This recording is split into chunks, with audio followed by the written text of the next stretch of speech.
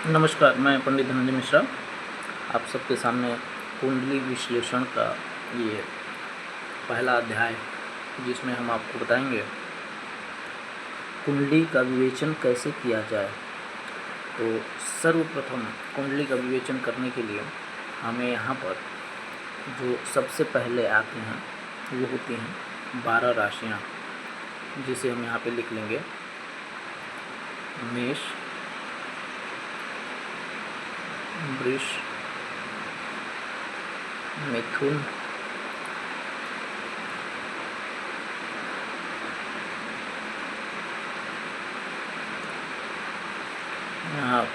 कर्क,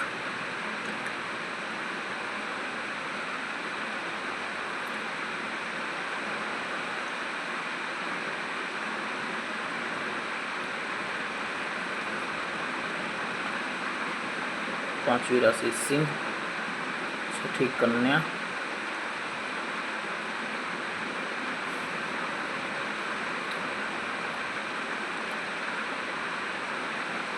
तुला, वृश्चिक,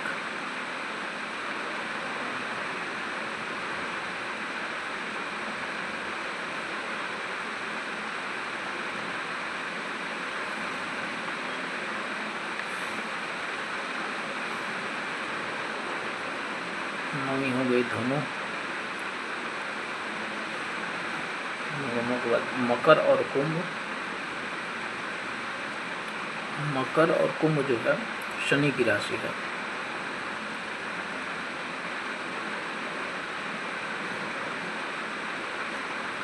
दस और 11 ये शनि की राशि है। मीन और धनु, मीन और धनु जो है ये राशि बृहस्पति देव की है। इसी प्रकार से ये हमने यहाँ पे नोट किया है राशि। अब उनके स्वामी,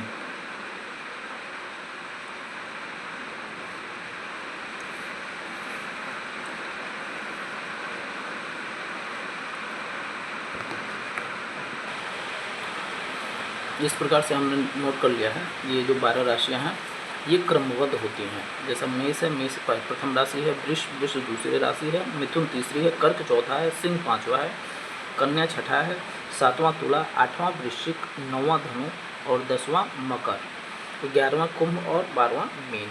इस प्रकार से हम इसे याद कर लेते हैं। इसे चाहें तो आप 4-4 के क्रम में अगर याद करें तो ये बहुत ही सरल तरीका है 4-4 के क्रम में याद कर पाना।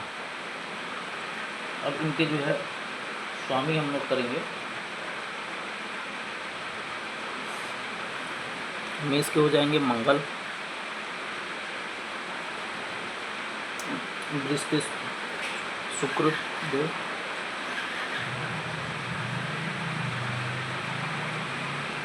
मिथुन के बुध,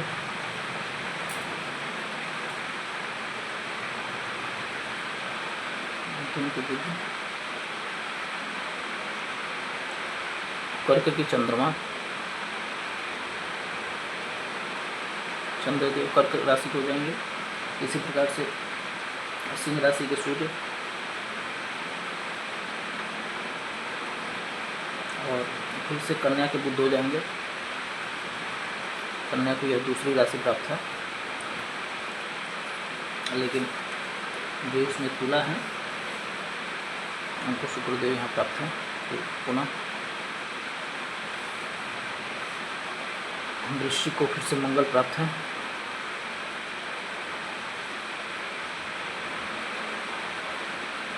धनु को गुरु, शनि और पुनः आपके आगे गुरु।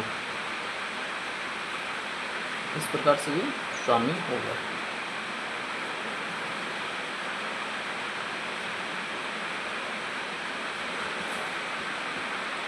अब हमने जो है सबकी जो है स्वामी बता दिए। सबसे जो पहला काम होता है वो ये होता है कि हमें राशि अपनी उंगलियों पे याद होना चाहिए। उसके बाद का जो चीज़ होती है राशियों के स्वामी कौन कौन से हैं ये भी हमें उंगलियों पे याद होना चाहिए। ठीक है, इसके बाद से हम बात करते हैं इनकी क्या अवस्था होती है, ये किस डिग्री के होते हैं और अपनी डिग्री में ये क्या कैसा फल प्राप्त देते हैं। इनकी अवस्थाएं जो होती हैं वो 3 प्रकार से होती हैं। पहला अवस्था होता है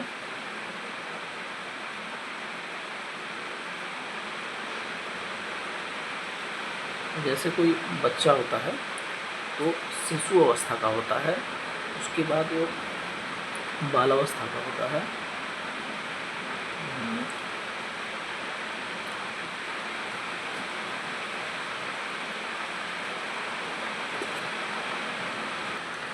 अब जैसे 3 अवस्थाओं में जो पहली अवस्था होती है वो होती है वृद्ध अवस्था, बाल अवस्था, और जो पहली होती है यहाँ लिखे हैं, पहला होता है बाल अवस्था। बाल अवस्था क्या होता है? 0 से 6 तक, उसके बाद 6 से 12, 12 से 18 और 18 से 24, 24 से 30, ये 24 से 30 ये इनकी अवस्था होती है। यहाँ पर हमने बाल अवस्था 0 से 6 जो डिग्री होती है, यहाँ पर हम लिख देते हैं डिग्री। इसको ये आंग्ल भाषा है, अंश कहा जाता है। 0 से 6 अंश का अगर हो तो उसे हम कहते हैं बाल अवस्था। उसके बाद आता है कुमार अवस्था, 6 से 12 कुमार अवस्था। उसके बाद आता है वृद्ध अवस्था।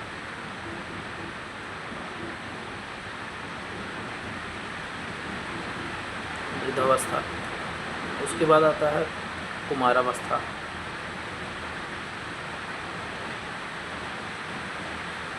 उसके बाद आता है बाल अवस्था।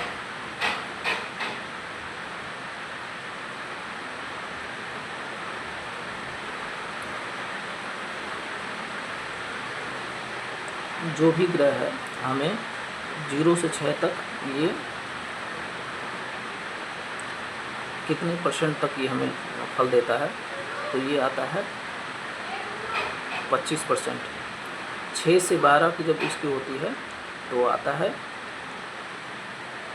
50%, और 12 से 18 जाता है तब ये होता है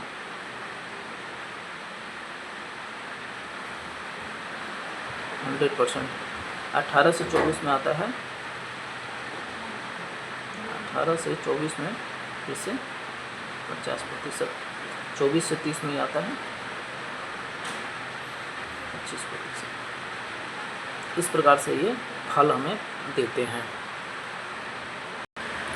तो अब तक हमने ये समझाया कि अधिकांशतः जो युवावस्था होता है, जैसे जो कुमारावस्था होता है, तो ये ग्रह जो है 12 से 18 और 18 से 24 इनमें जो है अधिक फल देते हैं। और जब इसकी अंत अवस्था आती है मृत अवस्था, मृत अवस्था होती है, इसकी जो मृत अवस्था होती है वो होती है 24 से 30। अगर कोई ग्रह 28 अंश का है, 29 अंश का है, तो उसका फल 0 होता है, वो हमारी कुंडली में फलदायी नहीं होता है। इसी प्रकार से अब हम देखते हैं कि ये जो 12 घर हैं उनको नंबर दिया गया है 1 2, ये 3, ये 4, ये 5, 6, 7, 8, 9, 10, 11 और ये 12। सर्वप्रथम हमें ये जानने की आवश्यकता है कि जो 12 है वो एंटी क्लॉकवाइज, जैसे घड़ी उल्टी दिशा में चलती है, घड़ी की उल्टी दिशा के साइड ये नंबर हम काउंट करते हैं। इसमें सबसे महत्वपूर्ण जो बात है वो ये है कि ये जो भाव होता है ये होता है प्रथम भाव। ये होता है द्वितीय, ये तृतीय, ये चतुर्थ, ये पंचम, ये षष्ठ, ये सप्तम, अष्टम, नव, 10, एकादश, द्वादश। द्वादश भाव ये होता है। प्रथम भाव, पंचम भाव और नवम भाव। ध्यान दीजिए, प्रथम भाव, पंचम और नव, इसको हम क्या कहते हैं? त्रिकोण कहते हैं। 1, 5, 9, इसको हम त्रिकोण कहते हैं। कुंडली के अंदर इसको हम त्रिकोण कहते हैं। प्रथम, पंचम और नौ ये त्रिकोण है। जैसा कि हमने देखा ऐसे, ऐसे और ऐसे, ठीक है। ये पहला भाव हो गया, ये पांचवा, ये नौवां, ये त्रिकोण बन गया। इस प्रकार से त्रिकोण कहते हैं। त्रिकोण हमें हमेशा ही शुभ और अच्छे फल देने के लिए बाध्य होते हैं। इसी प्रकार से पहला, चौथा, सातवां और 10वां, पहला, चौथा, सातवां और 10वां, इन भाव को हम केंद्र कहते हैं। केंद्र कहते हैं। अब ये केंद्र का जो फल होता है वो भी शुभ होता है, और केंद्र का ही बहुत महत्वपूर्ण, हमारी कुंडली के अंदर केंद्र को बहुत ही महत्वपूर्ण माना गया है। केंद्र में कौन से ग्रह हैं, उन ग्रहों की क्या क्या युति हैं, युतियों का फलादेश किया जाता है, वो जो ग्रह हैं वो किस प्रकार से प्रभावी होंगे, कौन कौन से फल, ये केंद्र जो है सबसे महत्वपूर्ण भूमिका निभाता है हमारी कुंडली के अंदर। तो अभी हमने ये देखा कि ये जो 12 घर हैं, इन 12 घरों में त्रिकोण को किसे कहते हैं और केंद्र किसे कहते हैं। इसके बाद आता है छठा, 8वां और 12वां, यानी 6, 8, 12। हम यहाँ लिख देते हैं 6, 8, 12। ये जो 3 घर होते हैं इसे थोड़ा अशुभ कहा गया है, ये अशुभ कहा गया है। इन 3 घरों में जो भी हमारे ग्रह होते हैं वो अशुभ फल प्रदान करते हैं, ऐसा माना गया है। अब हम बताते हैं, जो पहला घर है इसे हम कहते हैं तनु। जो दूसरा घर होता है वो हमारा होता है धन, परिवार।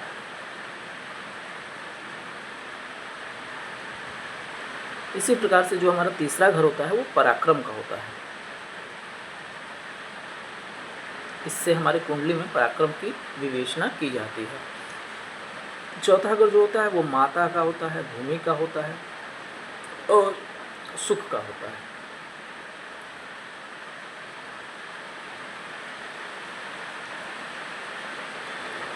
सुख का होता है, इसकी विवेचना चतुर्थ भाव से की जाती है। विद्या और संतान, ये पंचम भाव, विद्या, संतान, विद्या और संतान, ये हम पंचम भाव से देखते हैं। इसी प्रकार से स्त्री, रोजगार,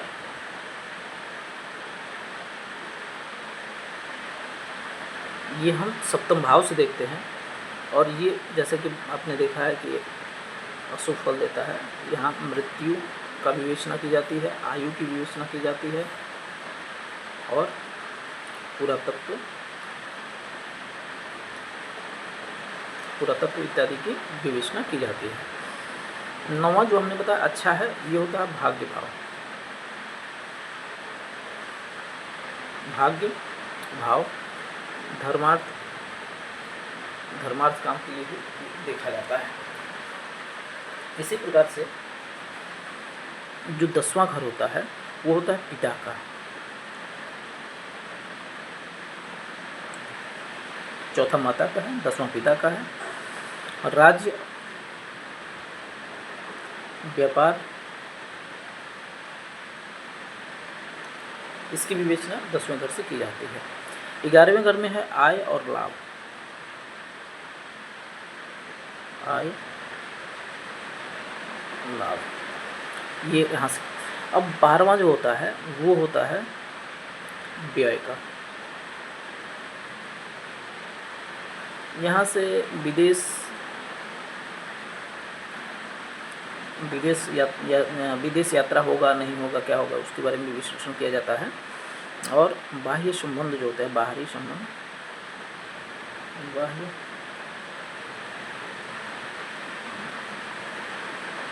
उसका भी विवेचना हम 12वें भाव से करते हैं। इस प्रकार से अभी तक आपने ये देखा कि जो कुंडली विवेचन में जो सबसे महत्वपूर्ण चीज़ है, जिसे हमें अपने जीवा पे एकदम कंठाग्र कर लेना चाहिए, वो है सर्वप्रथम राशि। राशियाँ क्या होती हैं, तो आपके उंगलियों पे गिननी होती हैं, जैसे मेष, वृष, मिथुन, कर्क, सिंह, कन्या, तुला, वृश्चिक, धनु, मकर, कुंभ, मीन इत्यादि। ये 12 जो राशि है वो आप अपने उंगलियों पे गिनेंगे। अब मेष के हो गए मंगल, वृष के शुक्र, मिथुन के बुध, कर्क के चंद्रमा, सिंह के सूर्य, कन्या के बुध, तुला के शुक्र, वृश्चिक के मंगल, धनु के गुरु, मकर के शनि, कुंभ के शनि, मीन के गुरु, ये उनके हो गए स्वामी। तो ये जब तक हमको याद नहीं होगा तब तक जो है हम इन सभी भावों पर विश्लेषण नहीं कर पाएंगे। तो सर्वप्रथम हम ये देखते हैं कि ये जो 12 भाव हैं, ये 12 घर हैं, और 12 घरों में कौन कौन सी, इन घरों को क्या कहते हैं, इनको क्या नाम दिया गया है, इन घरों से किस चीज़ का विचार करते हैं। ये जो है शरीर जो होता है, शरीर का भी विचार यहाँ से किया जाता है, तनु भाव होता है। आप इसे आसान भाषा में समझें, इस यहाँ से व्यक्ति कौन है, क्या करेगा, उसका शरीर कैसा होगा, इसका विचार संपूर्ण रूप से प्रथम भाव से किया जाता है। दूसरे भाव में धन इत्यादि का, तीसरे में पराक्रम, चौथा जो होता है ये भाई बहन का होता है, छोटे भाई बहन। भाई बहन का भी स्थान इसे कहा गया है, पराक्रम का भी स्थान कहा गया है। तीसरे भाव से उनका विचार करते हैं, चौथे से माता का विचार करते हैं, सुख का, विद्या संतान का, पांचवें से करते हैं। छठे भाव से हम विचार करते हैं रोग और शत्रु का, रोग शत्रु का। इसलिए छठा, आठवां और 12वां अच्छे घर नहीं माने जाते। तो इस प्रकार छठे से ये करते हैं। सातवें से स्त्री और रोजगार का विचार करते हैं, अपने पार्टनर का विचार करते हैं। अगर आप व्यवसाय करते हैं तो आपके इससे सातवें आपके पार्टनर होते हैं, उनका फलादेश इत्यादि किया जाता है। और इसी प्रकार से मृत्यु का आठवें से, रोग जो होता है वो आठवें से होता है, जो गुप्त रोग इत्यादि हो जाता है, या फिर कोई बृहद रोग जो मृत्यु तुल्य अगर कोई रोग होता है उसका भी विश्लेषण हम आठवें भाव से ही किया जाता है।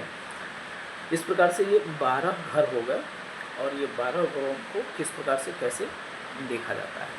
अगर आपने कुंडली में सिर्फ ये जान लिया, और ये राशियों को आपने याद कर लिया, राशि के स्वामी को याद कर लिया, और उसके बाद ये 12 घर कौन कौन से होते हैं, इनमें कौन से ग्रह कैसे फल देते हैं, इससे हमें ये जो भाव हैं इससे हमें ये पता चल जाता है। त्रिकोण क्या होता है, केंद्र क्या होता है, 1, 4, 7, 10 ये हमारे केंद्र होते हैं। इनमें अगर अच्छे घर हों तो अच्छे फल, इस प्रकार से ये हमें फल देने वाले होते हैं।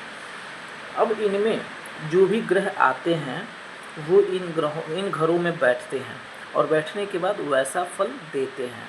अब इनके जो ग्रह जो होते हैं वो आपस में मित्र होते हैं और शत्रु होते हैं।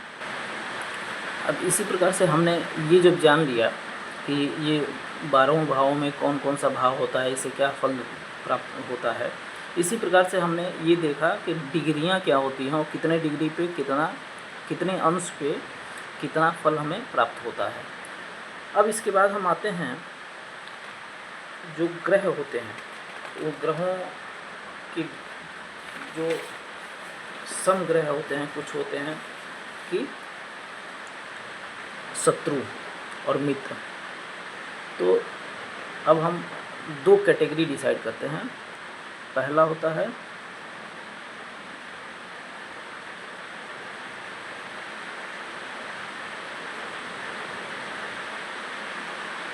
राक्षस, और ये होता है देव।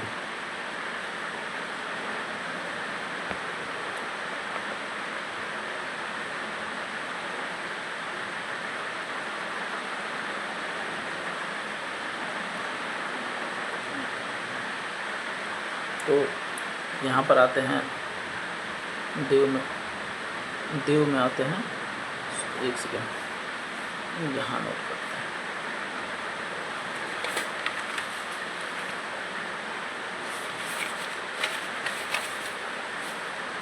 यहाँ करते हैं, पहले करते हैं देव ग्रह। यहाँ पर देव ग्रह में आते हैं सूर्यदेव,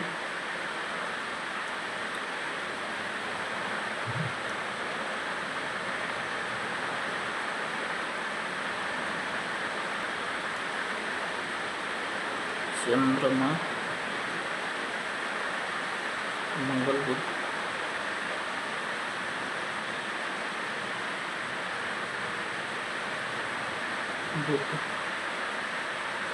गुरु,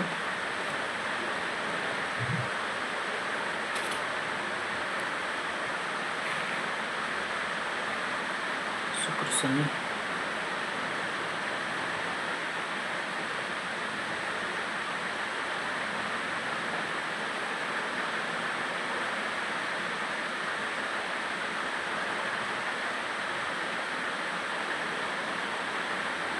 केतु। ये हो गए हमारे ग्रह। इनके मित्र ग्रह जो हैं, इनके मित्र ग्रह कौन से होते हैं? शत्रु ग्रह कौन से होते हैं? और सम क्या होता है? जैसे कि जो मित्र भी शत्रु, उनमें कुछ ग्रह होते हैं जो सम होते हैं, दोनों ग्रह के होते हैं। अब बात करते हैं हम सूर्य की। तो सूर्य में आते हैं चंद्र, मंगल और गुरु। चंद्र, मंगल, गुरु। अब बात करते हैं चंद्रमा की। तो सूर्य और बुध, सूर्य, बुध।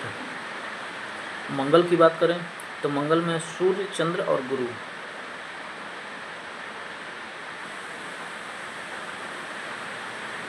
गुरु। बुध ग्रह की बात करें तो इसमें आते हैं सूर्य, शुक्र और राहु।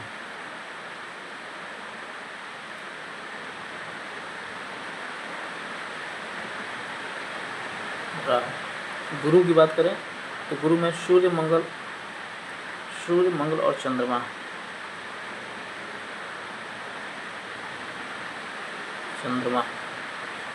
इसी प्रकार से अब इस गुरु का हो गया। अब आते हैं शुक्र पे। तो जो शुक्र ग्रह होते हैं उनके शनि और बुध।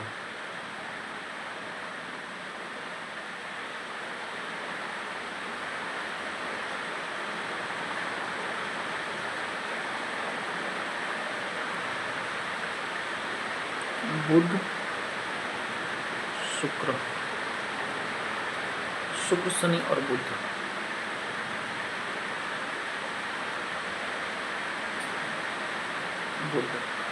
ये तो हो गए इनके, हो गए मित्र ग्रह। अब बात करते हैं शत्रु ग्रह की। तो शत्रु ग्रह में आते हैं, सर्वप्रथम हमने देखा सूर्य में कौन आते हैं। तो सूर्य के जो शत्रु हुए वे हुए शनि और शुक्र। ठीक है। इनके सम रहते हैं बुध। अब चंद्रमा की अगर बात करें तो चंद्रमा में आते हैं, इसमें चंद्रमा में कोई नहीं है, मंगल, गुरु, शुक्र और शनि। मंगल, गुरु, शुक्र, शनि। चंद्रमा जो है इतने ग्रहों में सम रहते हैं। अब बात करते हैं हम मंगल की। तो मंगल के जो सूर्य, चंद्रमा और गुरु, ये मंगल में है। लेकिन यहाँ पर सिर्फ बुध हो जाएंगे। बुध जो है, अब सम ग्रहों में शुक्र और शनि।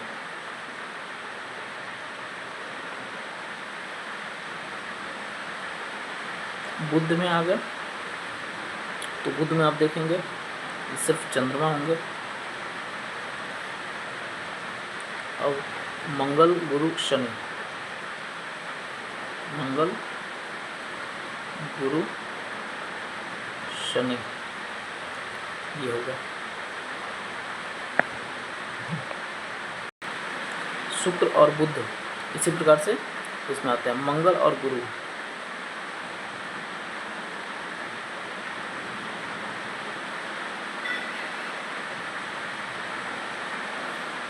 शनि इनके सम हो जाएंगे, शुक्र में आएंगे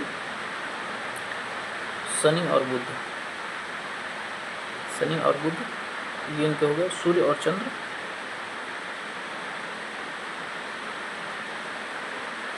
सूर्य और चंद्र जो है मंगल और गुरु।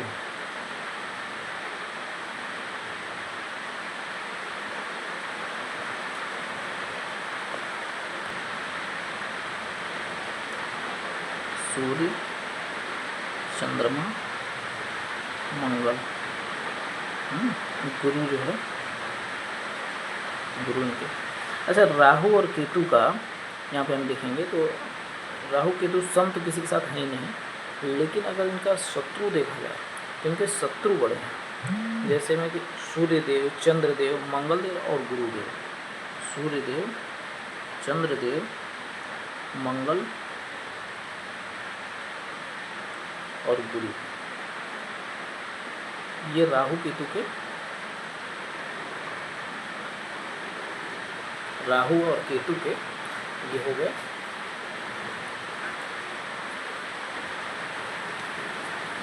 शत्रु ग्रह। इसी प्रकार से हमारा ये एक तालिका बनेगी ग्रह, मित्र, शत्रु।